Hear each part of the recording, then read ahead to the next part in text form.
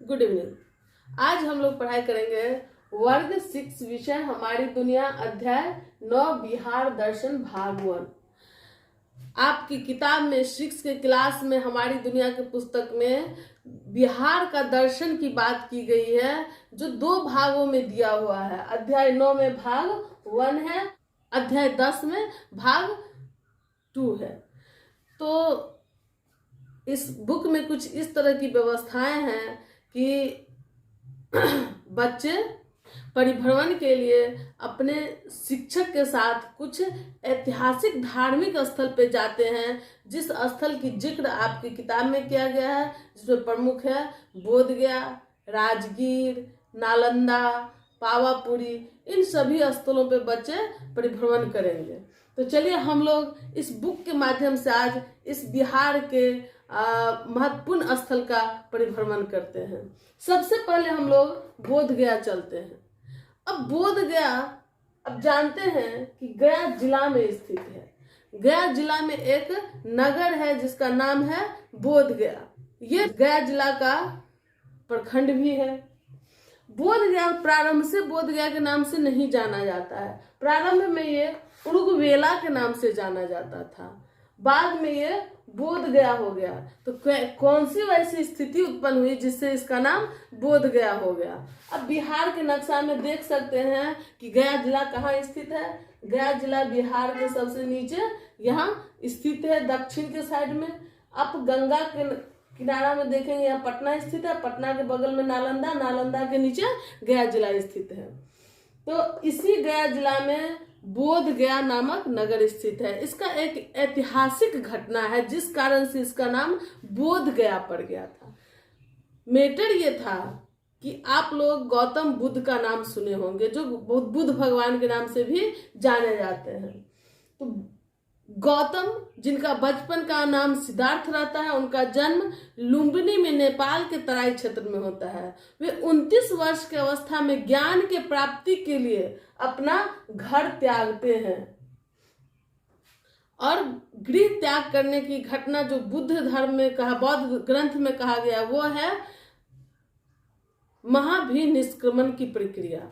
तो महाभिनिष्क्रमण शब्द से आप जानेंगे कि क्या घटना का जिक्र हो रहा है, गृह त्याग का जिक्र हो रहा है। गौतम बुद्ध सबसे पहले वैशाली जिला के पास सांख्य दर्शन के आचार्य अलार कलाम के पास पहुंचते हैं और उनसे ज्ञान प्राप्ति का प्रयास करते हैं। जब उन्हें ज्ञान की तृप्ति वहां नहीं होती है तो फिर राजगृह के पास पहुंचते हैं, जो राजगीर का पुराना नाम है राजगृह।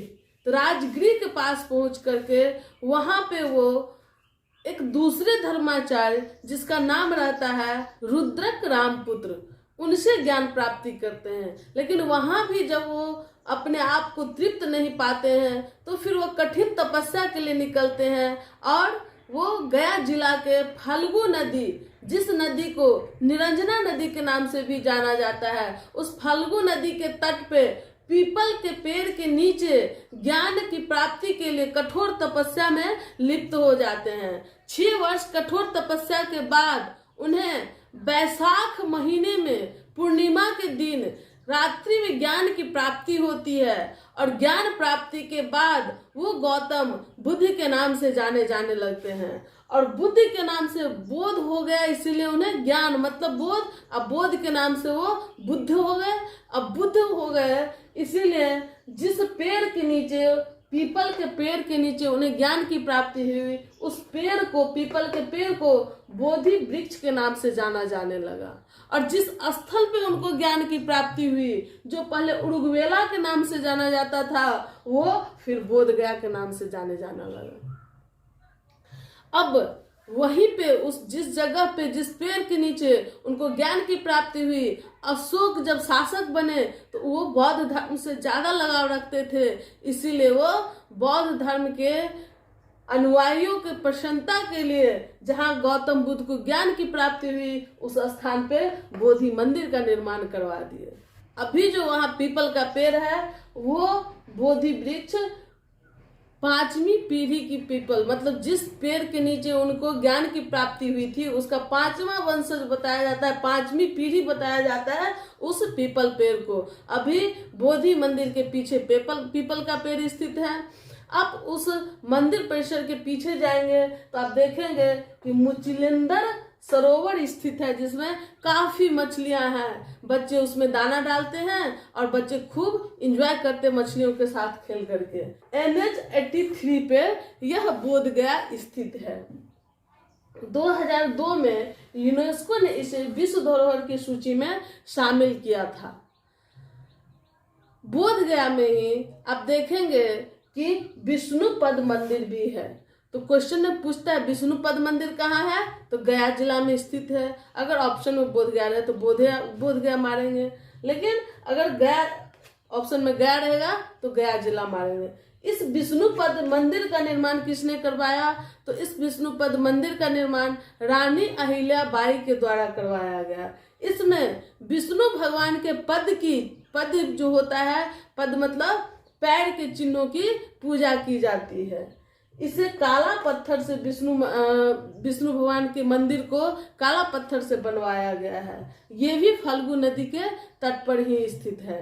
यहाँ पे फल्गु नदी के तट पे प्रत्येक वर्ष आश्विन के महीना में, जो हिंदी का महीना होता है उसमें आश्विन का जो महीना होता है उसमें कृष्ण पक्ष में पितृपक्ष मेला का 15 दिन का आयोजन किया जाता है, जिसमें देश विदेश के कोने कोने से लोग आकर के अपने पूर्वजों के मोक्ष के लिए पिंडदान का काम करता है।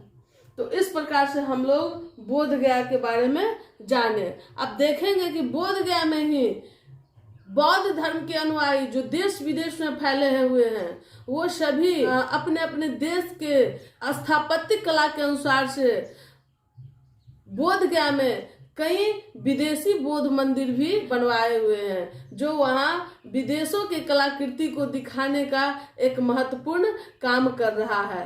तो इस प्रकार से बोध गया में कई देशों की स्थापत्य कला की संस्कृति एक साथ देखने को मिलती है। आप देखेंगे कि वहाँ पे बुद्ध की प्रतिमा काफी ऊंची बनी हुई है।